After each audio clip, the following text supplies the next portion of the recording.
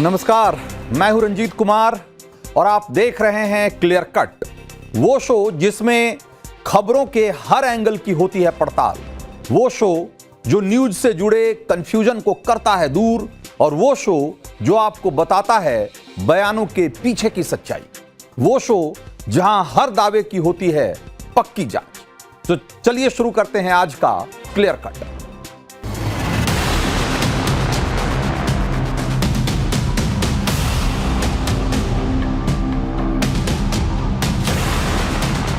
तो आज का दिन दुनिया की राजनीति में बहुत महत्वपूर्ण है और हो सकता है कि आज के दिन आपको उन तमाम बड़े बड़े सवालों के जवाब मिलें जो लंबे समय से पूछे जा रहे हैं।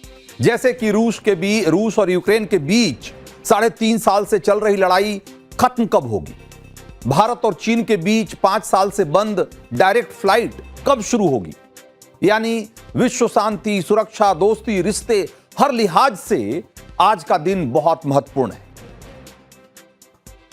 तो आज दुनिया में 2 बड़ी बैठकें हो रही है, बहुत महत्वपूर्ण बैठकें हो रही है। पहला है व्हाइट हाउस में जेलेंस्की और ट्रंप की मुलाकात और दूसरा है चीनी विदेश मंत्री का भारत दौरा। मैं आपको इस दूसरी खबर के बारे में थोड़ी देर के बाद बताऊंगा, विस्तार से बताऊंगा। पहले जरा व्हाइट हाउस चलते हैं और देखिए कि वहां क्या हो रहा है। तो आज, या यूं कहें कि अब से कुछ घंटों के भीतर व्हाइट हाउस में यूक्रेन के राष्ट्रपति जेलेंस्की की राष्ट्रपति डोनाल्ड ट्रंप से मुलाकात होने जा रही है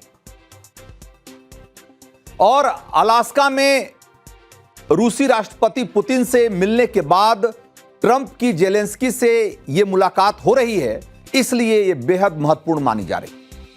ट्रंप के मिशन अलास्का का सिंगल पॉइंट एजेंडा था रूस और यूक्रेन की लड़ाई रुकवाना और इस बैठक का भी एजेंडा वही है।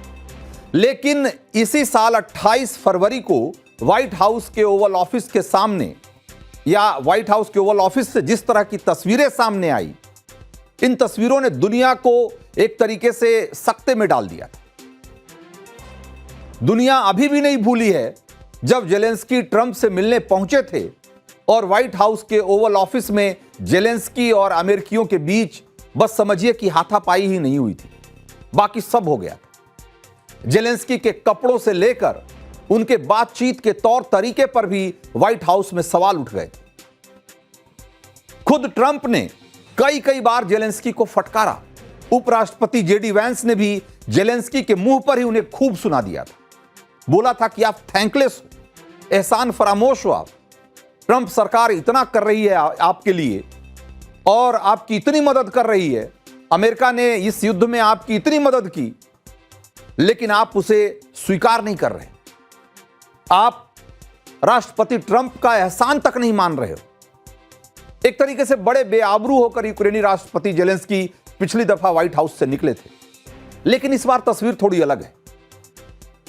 इस बार जेलेंस्की ट्रंप को समझाने व्हाइट हाउस अकेले नहीं पहुंच रहे हैं। इस बार जेलेंस्की के साथ बड़ी संख्या में यूरोपीय नेता भी आ रहे हैं।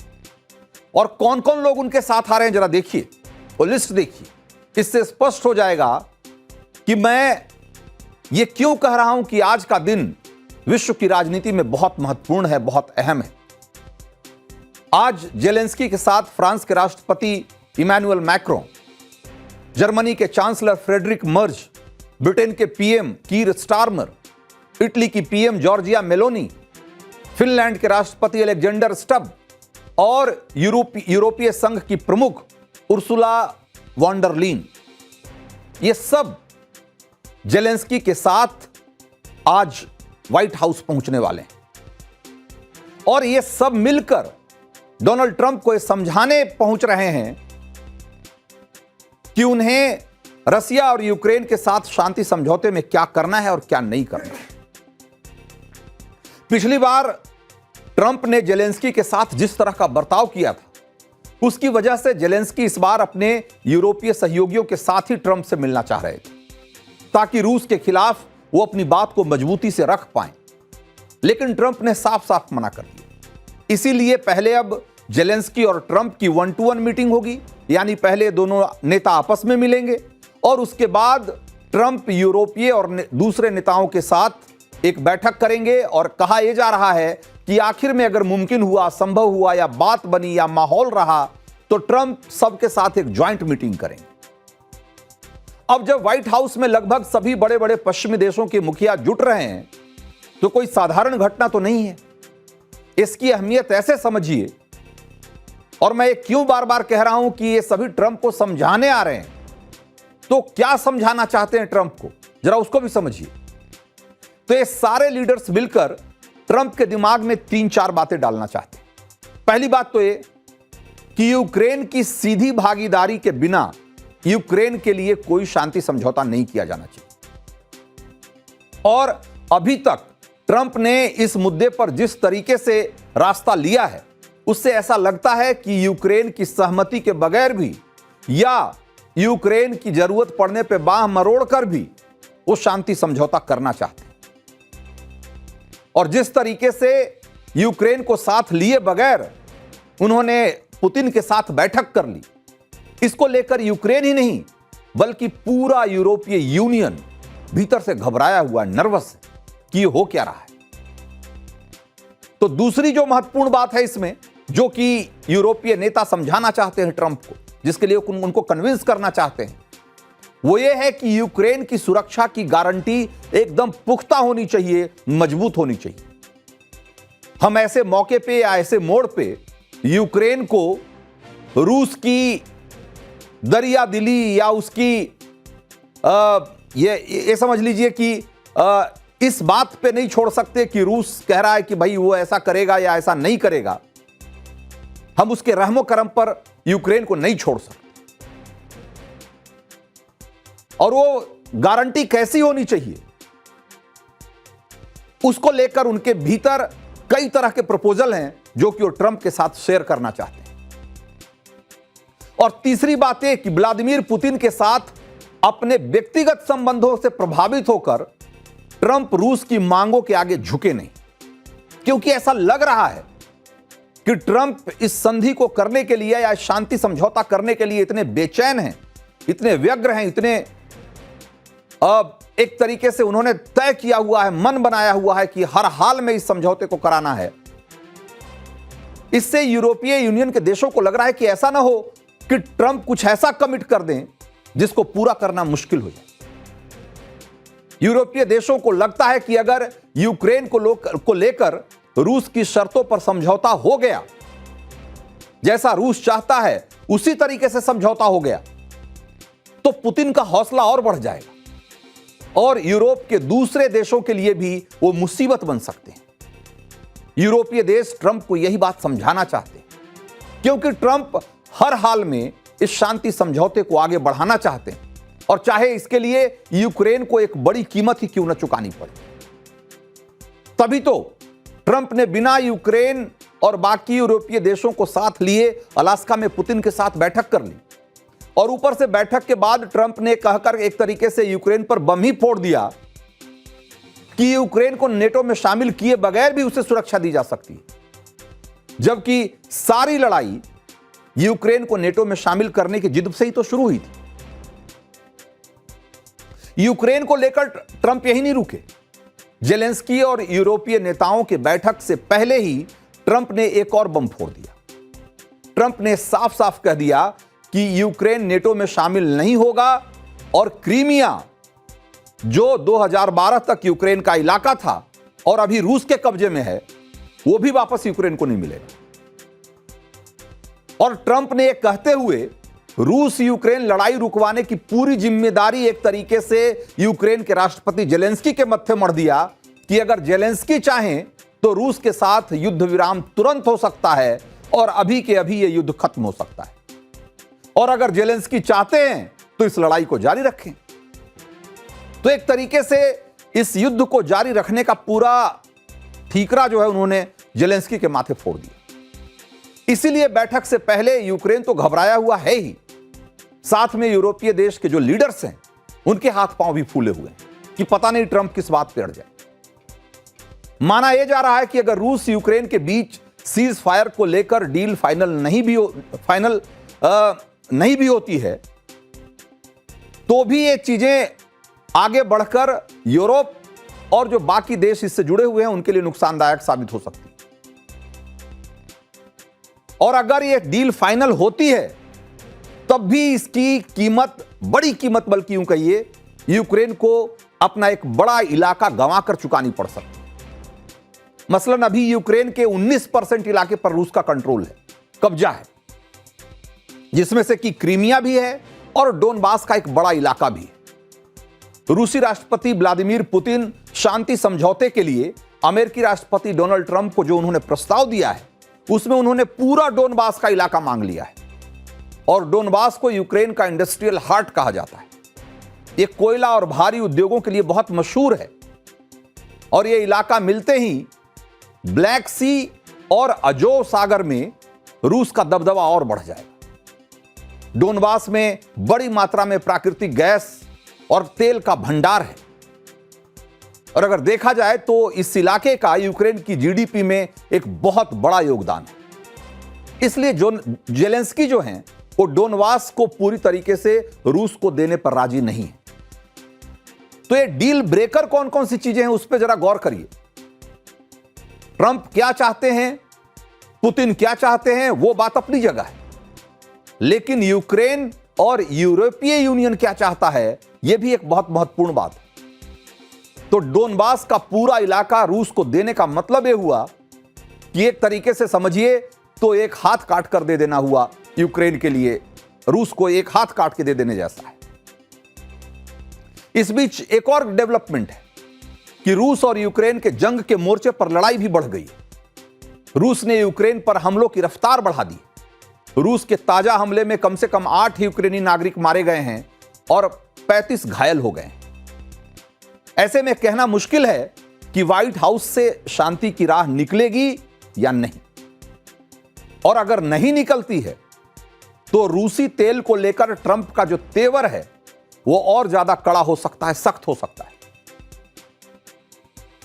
वो रूसी तेल जिसका सबसे बड़ा खरीदार चीन और भारत है और जिसके कारण उन्होंने भारत पर 25% का एक्स्ट्रा टैरिफ लगा रखा है। हालांकि ट्रंप की टैरिफ वाली रणनीति बहुत लंबी नहीं चलेगी, यह बात खुद अमेरिकी विशेषज्ञ भी आज कह रहे हैं। एक अमेरिकी ब्रोकिंग फर्म है जेफरीज, उसने अपने ग्राहकों को भारतीय बाजार में बिकवाली करने की बजाय खरीदारी करने की सलाह दी और यह कहा है कि अमेरिकी राष्ट्रपति डोनाल्ड ट्रंप की टैरिफ नीतियों का यू टर्न होना तय है। फर्म का यह मानना है कि ट्रंप की ओर से ब्रिक्स देशों के खिलाफ कोई भी एक्शन उन्हें डी डॉलराइजेशन की ओर ले जाएगा, यानी ये देश डॉलर की बजाय दूसरी विदेशी मुद्राओं या घरेलू मुद्राओं में विदेशी व्यापार करना शुरू कर देंगे, जिससे कि अमेरिका को नुकसान होने लगेगा। इसीलिए टैरिफ वाली लड़ाई को ट्रंप बहुत लंबा नहीं खींच सकते। यानी भारत और रूस पर दबाव बनाने के लिए टैरिफ वाला हथियार ट्रंप के बहुत काम नहीं आने वाला है। और इस बीच अब से थोड़ी देर पहले यह खबर भी आ गई कि प्रधानमंत्री नरेंद्र मोदी और राष्ट्रपति पुतिन के बीच, रूस के राष्ट्रपति पुतिन के बीच एक बार फिर से बातचीत हुई और जिसमें राष्ट्रपति पुतिन ने अलास्का में राष्ट्रपति ट्रंप के साथ अपनी मुलाकात के बारे में उन्होंने प्रधानमंत्री मोदी को ब्रीफ किया और जो उनकी बातचीत हुई है वो उन्होंने प्रधानमंत्री मोदी से साझा किया। इस मौके पर पीएम मोदी ने इस बात को दोहराया कि संघर्ष का शांतिपूर्ण समाधान ही निकालना चाहिए। दोनों नेताओं ने भारत और रूस के बीच सहयोग के कई मुद्दों पर भी चर्चा की। रूसी तेल की खरीदारी को लेकर अमेरिका और भारत के बीच जो तनाव चल रहा है, इसके बीच पुतिन और मोदी की फोन पर यह बातचीत बहुत अहम है, बहुत महत्वपूर्ण, बहुत मायने रखती।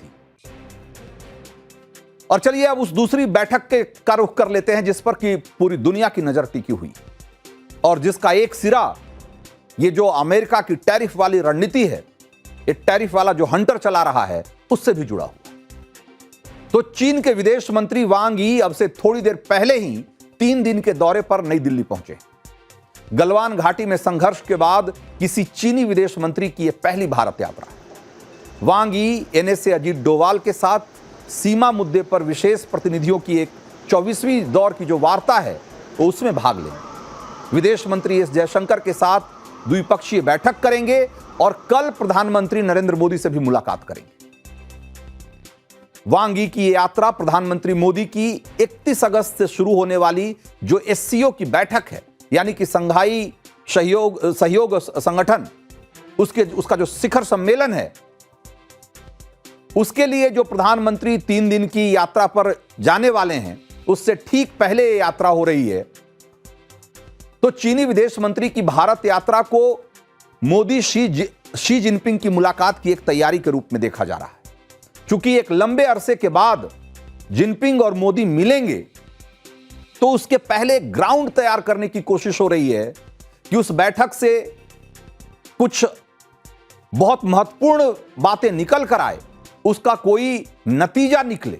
इसके लिए जरूरी है कि पहले जो है मिनिस्टर्स के लेवल पे एक बातचीत करके उसकी एक रूपरेखा, उसका एक रोड मैप तैयार कर लिया जाए। और इसी मकसद से वांग यी भारत आए। चीनी विदेश मंत्री वांग यी की यात्रा दोनों देशों के बीच तनावपूर्ण रिश्तों में सुधार की दिशा में एक बहुत महत्वपूर्ण कदम माना जा रहा है। क्योंकि 2020 के गलवान संघर्ष के बाद दोनों पक्षों के बीच एक तरीके से सैन्य टकराव जैसी स्थिति थी, जहां की एलएसी पर 50-60 हजार सैनिक आज भी तैनात हैं। और यह यात्रा ऐसे समय में हो रही है जब अमेरिकी राष्ट्रपति डोनाल्ड ट्रंप ने चीन और भारतीय प्रोडक्ट्स पर बहुत बड़ी मात्रा में या एक बड़ा टैरिफ लगा दिया है। और इसी बीच भारत और चीन एक दूसरे के करीब जब आ रहे हैं, तो पूरी दुनिया में इस बात की चर्चा है कि ये अमेरिकी प्रतिबंधों या यूं कहें कि अमेरिकी टैरिफ का एक काउंटर तो नहीं तैयार हो रहा है। हाल ही में दोनों देशों ने कैलाश मानसरोवर यात्रा बहाल करने का भी फैसला किया था और चीनी पर्यटकों के लिए वीजा सुविधा पर भी समझौता हुआ था। माना यह जा रहा है कि चीनी विदेश मंत्री की यात्रा के दौरान 2020 से चीन और भारत के बीच जो बंद सीधी उड़ान है, वो फिर से शुरू हो सकती है और इसको लेकर कोई ऐलान भी हो सकता है। दूसरी तरफ पाकिस्तान वांग यी की भारत यात्रा से थोड़ा चिढ़ा हुआ दिख रहा है और शहबाज और मुनीर, जाहिर सी बात है कि उनका भी टेंशन बढ़ा हुआ होगा। क्योंकि एक लंबे अरसे से जब भारत और चीन एक तरीके से उनके बीच संबंध अच्छे नहीं थे, तो पाकिस्तान को इसका सीधा सीधा फायदा हो रहा था। लेकिन अब जब ये दो पड़ोसी और दुनिया के दो ताकतवर देश एक दूसरे के करीब आ रहे हैं, फिर से संबंधों को सामान्य करने की दिशा में जब काम हो रहा है, और खासकर तब जबकि अमेरिका अपनी चौधराहट, अपनी दादागिरी दिखा रहा है, ऐसे में दुनिया की दो बड़ी अर्थव्यवस्था, दुनिया के दो बड़े देश जब एक दूसरे के करीब आ रहे हैं, तो निश्चित रूप से पूरी दुनिया की नजर उस पर होगी। तो चलिए क्लियर कट में अब रुख करते हैं अगली स्टोरी का और आपको ये बताते हैं कि वोट चोरी वाले आरोप पर देश की सियासत ने कौन सा नया टर्न ले लिया है।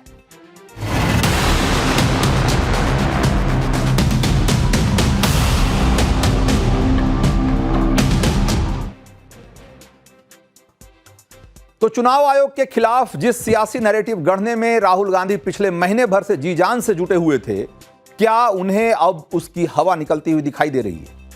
बिहार चुनाव से पहले ही वोट चोरी वाला दांव भी फुस न हो जाए, क्या इसलिए जनता के बीच अब मुख्य चुनाव आयुक्त पर महाभियोग लगाने का शिगुफा छोड़ा जा रहा है? ये सवाल इसलिए उठ रहे हैं क्योंकि बिहार में राहुल गांधी और तेजस्वी की वोट अधिकार यात्रा शुरू हो चुकी है, लेकिन वोट चोरी के अपने नैरेटिव पर जनता को यकीन दिलाना उनके लिए मुश्किल हो रहा है। इससे कांग्रेस के नेता थोड़े बौखलाए हुए हैं और इस हद तक बौखलाए हुए हैं कि मंच से कह रहे हैं कि कोई सुने ना सुने, हम तो बोलते रहेंगे, आरोप लगाते रहेंगे। जरा एक बार सुनिए कि कांग्रेस के अध्यक्ष मल्लिकार्जुन खड़गे क्या कह रहे हैं और उनके इस बयान से आप समझ पाएंगे कि विपक्षी खेमे में किस हद तक फ्रस्ट्रेशन। मैं आपको बोलता हूं, सुनना है सुनो, नहीं तो नहीं सुनने वाले बाहर जाओ। 10 लोग भी रहे तो मैं भाषण करूंगा, इसका कोई ये नहीं है। यहाँ पर हम सुनने के लिए हैं। मैं आपको बोलता हूं, सुनना है सुनो, नहीं तो नहीं सुनने वाले बाहर जाओ। 10 लोग भी रहे तो मैं भाषण करूंगा, इसका कोई ये नहीं है। यहाँ पर हम सुनने के लिए हैं। अब खड़गे के इस बयान के दो मतलब हो सकते हैं। या तो लोग खड़गे को सुनना नहीं चाह रहे थे, या खड़गे को जो सुनने आए हुए लोग थे उनकी संख्या बहुत कम थी जिसको 10 लोग बता रहे हैं। जो भी हो, ये बहुत अच्छी स्थिति नहीं है। और एक बात तो साफ है कि बिहार में जो वोट अधिकार यात्रा निकाल रहे हैं राहुल, उसको लोगों के बीच कितना समर्थन मिल रहा है और लोग उसको कैसे देख रहे हैं, खड़गे के इस बयान में आपको उसकी झलक दिख सकती है। असल में राहुल ने जिन जिन आरोपों को लगाकर चुनाव आयोग को घेरने की कोशिश की थी, बिहार में उनकी वोट अधिकार यात्रा शुरू होने से पहले ही चुनाव आयोग ने सबका जवाब कल ही दे दिया। सारे आरोपों को तर्क और तथ्य दोनों तरीके से खारिज कर दिया और राहुल को चैलेंज देकर एक तरीके से उनकी मुसीबत और बढ़ा दी। यह स्पष्ट उन्होंने कहा कि या तो राहुल वोट चोरी का गलत आरोप लगाने के लिए माफी मांग ले या फिर हलफनामा देकर कहें कि आरोप सही है और इसकी जिम्मेदारी लेते हैं। उसके बाद चुनाव आयोग इसकी जांच करेगा। चुनाव आयोग ने यह भी कहा कि अगर अगले 7 दिन में राहुल हलफनामा नहीं देंगे तो मान लिया जाएगा कि उनके आरोप झूठे हैं, फर्जी हैं। हलफनामा देना होगा या देश से माफी मांगनी होगी, तीसरा विकल्प नहीं है। आपके माध्यम से मैं यह भी कहना चाहता हूं, अगर 7 दिन में हलफनामा नहीं मिला तो इसका अर्थ ये सारे आरोप निराधार हैं और हमारे मतदाताओं को यह कहना कि वो फर्जी हैं, इसके ऊपर जो भी इस बात को बोल रहा है उसको माफी मांगनी चाहिए। इलेक्शन कमीशन के लोग कहते हैं कि हाँ हम करेंगे, हम वोटर काटेंगे, हम वोटर छोड़ेंगे और हम आपको बताएंगे नहीं, हम आपको वोटर लिस्ट नहीं दिखाएंगे। क्या कर लोगे? मैं आपको बताता हूं क्या कर लेंगे। आप देखना, जनता की शक्ति हम आपको दिखाने जा रहे हैं, बिहार की शक्ति हम आपको दिखाने जा रहे हैं। और मोदी जी, अमित शाह जी और इलेक्शन कमीशन के लोग ये समझ लो, ना मैं आपसे डरता हूं, ना तेजस्वी यादव, ना बिहार। और सच्चाई भाई और बहनों, ये वोट चोरी की सच्चाई मैं आपको गारंटी कहकर दे रहा हूं। जो मैं कह देता हूं मैं छोड़ता नहीं हूं, मैं गारंटी कह रहा हूं, वोट चोरी की सच्चाई हिंदुस्तान के हर नागरिक के सामने, आंखों के सामने हम रख देंगे। तो बिहार में वोट अधिकार यात्रा की शुरुआत राहुल ने इसी बयानबाजी के साथ की थी, लेकिन कुछ ही घंटे में चुनाव आयोग ने इस पर भी चोट कर दी, इसकी बख्शिया उधेड़ कर रख दी। उन 65 लाख नामों की लिस्ट जारी कर दी जिनसे एसआईआर यानी कि स्पेशल इंटेंसिव रिवीजन में जिनको काटा गया, और इस लिस्ट को आज सार्वजनिक करके चुनाव आयोग ने वोट अधिकार यात्रा के उस नैरेटिव की हवा निकाल दी जिसमें मैसेज दिया जा रहा था कि बिहार में स्पेशल इंटेंसिव रिवीजन यानी कि एसआईआर वोट चोरी करने की कोशिश।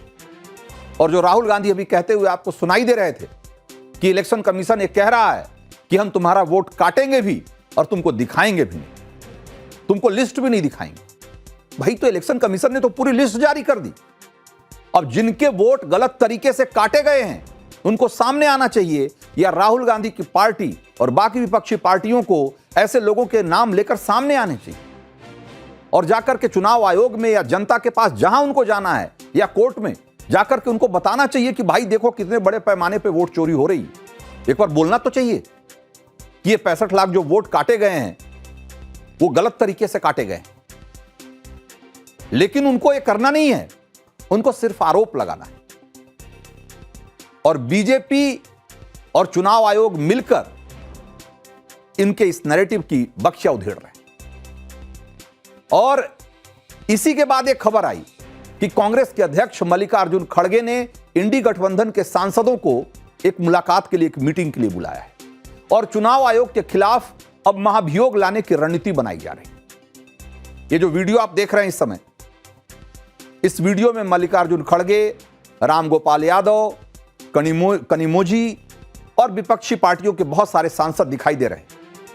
इस वीडियो के सामने आने के बाद यह कहा गया कि आज शाम इंडी गठबंधन के लोग बैठक करेंगे और महाभियोग लाए जाने पर फैसला ले लिया जाएगा।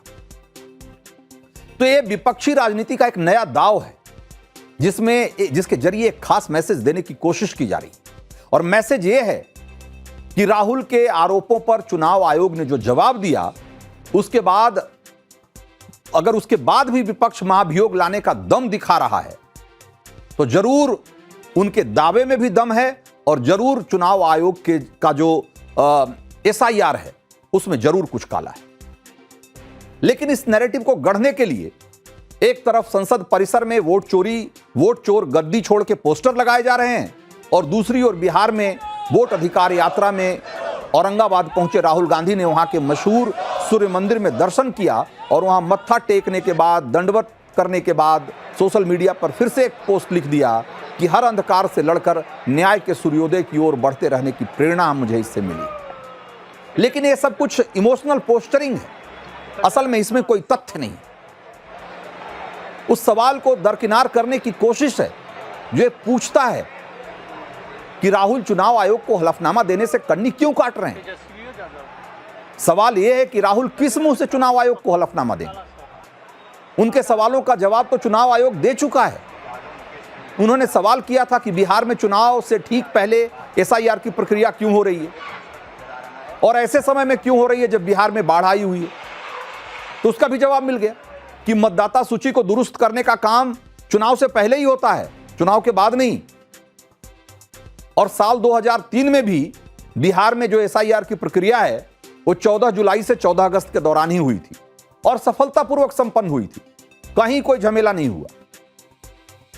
कर्नाटक की दक्षिण बेंगलुरु लोकसभा सीट और महादेवपुरा विधानसभा सीट का हवाला देकर राहुल ने फर्जी वोटरों का जो आरोप लगाया था, जब चुनाव आयोग से यह सवाल किया गया तो उसका भी जवाब मिल गया। अब राहुल गांधी जो है चुनाव आयोग पर नया सवाल दाग रहे हैं।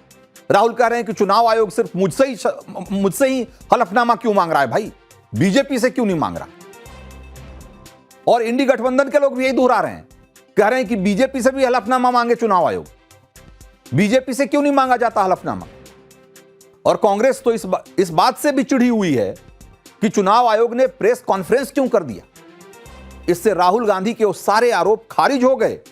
अब राहुल किस मुंह से वोट अधिकार यात्रा को आगे बढ़ाएंगे और वो एजेंडा जो उन्होंने खड़ा किया था, चुनाव आयोग ने उसे जिस तरीके से ध्वस्त किया है, उसके बाद ये जो वोट अधिकार यात्रा है उसमें राहुल गांधी को इस नैरेटिव को आगे बढ़ाना मुश्किल हो रहा है। एक बार सुनिए गौरव गोगोई को, जो लोकसभा में कांग्रेस के उपनेता हैं, उनके बयान से आपको बहुत सारी बातें समझ में आ जाएगी। Why didn't the Chief Election Commissioner make the same request to the BJP? They have also held a press conference. But why isn't the Chief Election Commissioner treating the BJP the same way as the Congress? I think the Chief Election Commissioner, through his press conference, has only undermined the reputation of this constitutional post. भाई आरोप तो कांग्रेस लगा रही है, आरोप तो राहुल गांधी लगा रहे हैं। तो जो आरोप लगा रहा है लिखित शिकायत तो वही करेगा ना भाई। पूरी दुनिया जानती है कि गांव के एक छोटे से गांव में अगर आपको एक छोटा सा प्रमाण पत्र भी बनाना हो, वो प्रमाण पत्र जो आपके गांव का प्रधान ही बना देता है, सरपंच भी बना देता है, उसके लिए भी आपको एक लिखित आवेदन देना पड़ता है भाई।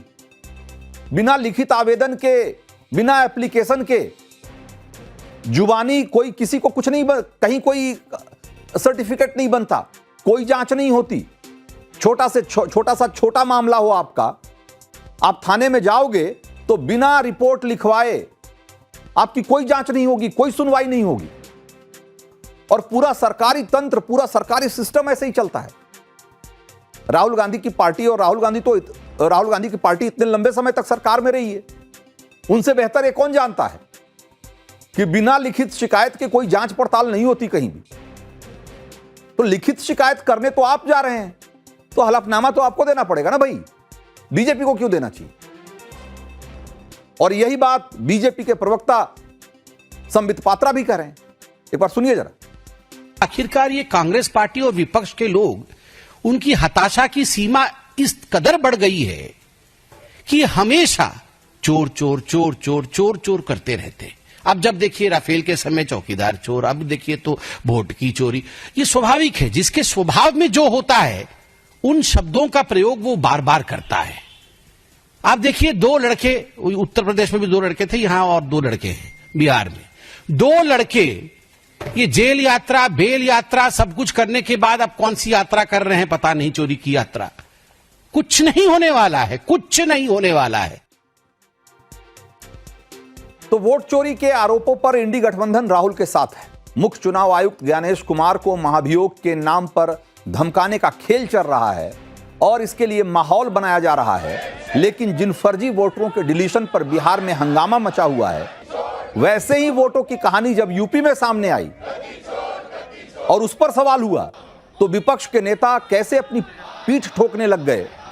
एक बार समाजवादी पार्टी के मुखिया अखिलेश यादव को भी सुनना चाहिए, जो ये दावा कर रहे हैं कि यूपी की विधानसभा सीट छिपरा मऊ में 200 फर्जी वोटरों को उन्होंने डिलीट करवाया और ये समाजवादी पार्टी की वजह से हुआ। उनकी पार्टी को इसका क्रेडिट जाता है। सुनिए एक बार। अगर डिलीट हुए हैं वोट समाजवादी पार्टी की वजह से, तो फर्जी वोट डिलीट हुए। विधायक बीजेपी की छिबरा मऊ के उनके अपने बूथ पर बहुत फर्जी वोट थे, 200 से ज्यादा हमने डिलीट कराए हैं फर्जी वोटों को। एक उदाहरण दे दिया मैंने आपको, और इसलिए मैं आपको रिसिप्ट दे रहा हूं, होमवर्क आप भी करिए। तो अखिलेश जी का भी जबरदस्त गुणा गणित है भाई। छिपरा मऊ में अगर वोटर डिलीट किए जा रहे हैं, फर्जी वोटर उनके हिसाब से, जो जिनको फर्जी वोटर कह रहे हैं, तो ये ठीक है, ये होना चाहिए और इस बात का क्रेडिट उनकी पार्टी को जाता है। वैसे जाना भी चाहिए। अगर कहीं भी कोई पार्टी की शिकायत पर कई फर्जी वोटर डिलीट किए जा रहे हैं, हटाए जा रहे हैं सूची से, तो इसका क्रेडिट जाना चाहिए। ये प्रक्रिया चलनी चाहिए। लेकिन यही प्रक्रिया जब बिहार में हो रही है तो उसका विरोध कर रहे हैं। और भाई चुनाव आयोग ने तो सारी लिस्ट जारी कर दी, वो पब्लिक डोमेन में है, जाकर लोग देखें और बताएं कि भाई कौन सा गलत हुआ है। जो गलत हुआ है उस पर लिखित शिकायत करें। इसमें क्या दिक्कत है? एकदम स्पष्ट प्रक्रिया है, कहीं कोई झोल नहीं। लेकिन नहीं, ये नहीं करेंगे। उसकी बजाय वो वोट अधिकार यात्रा निकालेंगे, वोट चोरी का आरोप लगाएंगे। बिहार में फर्जी वोटर का नाम डिलीट हुआ तो उस पर बवाल काटा जा रहा है। कहा जा रहा है कि असली वोटरों का नाम काट दिया गया, और यूपी में उसकी शिकायत पर चुनाव आयोग ने फर्जी वोटरों के नाम डिलीट किए तो सही है और उसका क्रेडिट समाजवादी पार्टी को जाना चाहिए। यह दो तरह की पॉलिटिक्स है। वही विपक्ष जो बिहार में एसआईआर का विरोध कर रही है, वही पार्टी जो है वो कह रही है कि उत्तर प्रदेश में हमने बहुत कमाल का काम किया। तो अब तो चुनाव आयोग ने 65 लाख लोगों की लिस्ट जारी कर दी है और ये सब सार्वजनिक रूप से सबको पता है, और उनके बीएलओ से लेके बीएलए सबको पता है, और इतनी बड़ी संख्या में इन पार्टियों के कार्यकर्ता हैं। अगर अब भी वो सिर्फ आरोप ही लगाएंगे, कोई शिकायत नहीं करेंगे, कोई लिखित आवेदन नहीं देंगे, तो जो जनता है उनके इस आरोपों को कितनी संजीदगी से लेगी, उसको कितना सही मानेगी, ये राहुल गांधी को भी सोचना चाहिए और विपक्ष के नेताओं को भी सोचना चाहिए। क्लियर कट में आज बस इतना ही।